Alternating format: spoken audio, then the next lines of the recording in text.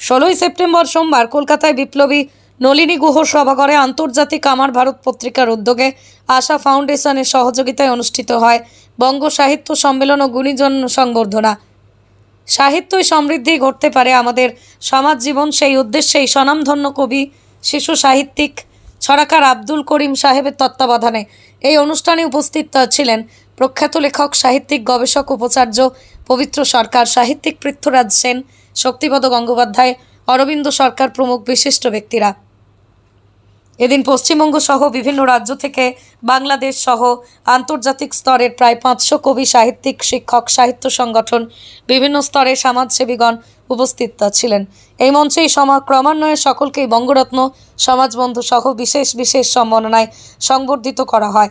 সমগ্র অনুষ্ঠানটি সাফল্যমণ্ডিত করে তুলতে শাকিল আহমেদ, সোহেল আহমেদ, শমশাদ বেগম, সৈয়দা বেগম নাহিদ, রাজ আহমেদ, সায়ন দাস, দীপ্তি মুখার্জি, সরস্বতী মণ্ডল, মাধুরী প্রামাণিক, তপতী মাইতি সহ অনেকের সহযোগিতায় অনুষ্ঠান সর্বাঙ্গ সুন্দর হয়ে ওঠে।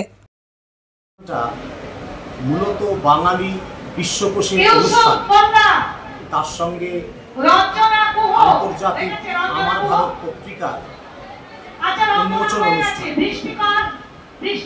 এই অনুষ্ঠান আমরা দীর্ঘ 20 বছর ধরে এইভাবে করে আসছি, তবে এবছরে অনেক বেশি বড় করে করতে চলেছি এই কারণে যে বাঙালি বিশ্বকোষে বর্তমানে 27টি দেশ আমাদের সঙ্গে যুক্ত হয়েছে।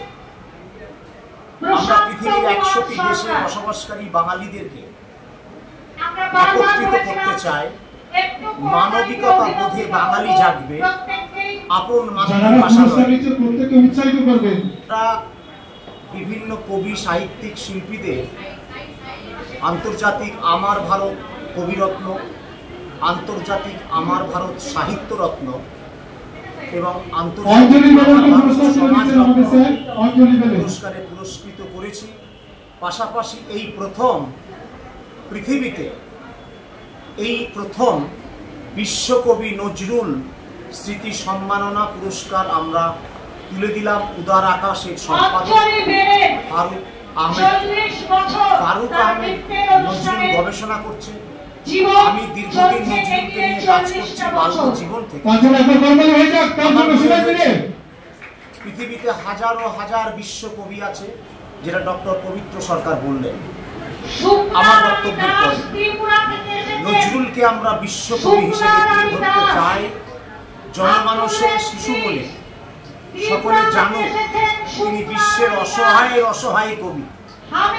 তিনি বিশ্বের অসহায়, যারা অসহায়, অবদলিত, পদদলিত, সেই মানুষগুলো এক অসহায় কবি ছিলেন নজরুল। নজরুল হচ্ছে ভারতের স্বাধীনতার একটা অংশ। আমি জানতাম প্রায় 460-70 জন আসবেন, তবে আমার মনে হয়েছে প্রায় এসে গেছেন। প্রায় 60টি সংগঠনকে তারা যাতে এইরকম মানব বন্ধনে আবদ্ধ হতে পারে, সম্প্রীতির বন্ধনে আবদ্ধ হতে পারে। শুধু ধর্ম সম্প্রদায় নয়, হিন্দু হিন্দুতে আজকে সমস্যা তৈরি হচ্ছে, মুসলমান মুসলমানে তৈরি হচ্ছে, খ্রিস্টান খ্রিস্টানে তৈরি হচ্ছে, জাতিগত ভেদ। এইটাকে আমরা বন্ধ করতে চাই। মানুষ মানুষের জন্য, সবার উপরে মানুষ শ্রেষ্ঠ, তাহার উপরে নাই। বলেছেন, সেটা লিখেছেন কাব্যকাননে, করিবে আল্লাহর সেবা করো যদি মনে, করহ মানব সেবা করিবে যতনে। তো আজকে সেই নবীর জন্মদিনের আজকে এই অনুষ্ঠান, আমি আশাবাদী বাস্তবে মানুষ মানুষের জন্য কাজ করুক এবং সেটা সাহিত্যের মধ্য দিয়ে ছড়িয়ে পড়ুক সারা বিশ্বে। আপনার নাম কি? বিশ্বকোষের মুখ্য ব্যবস্থাপক এবং আন্তর্জাতিক বাংলা কথা সাহিত্য পত্রিকার সম্পাদক। ব্যুরো রিপোর্ট, আমার কলম।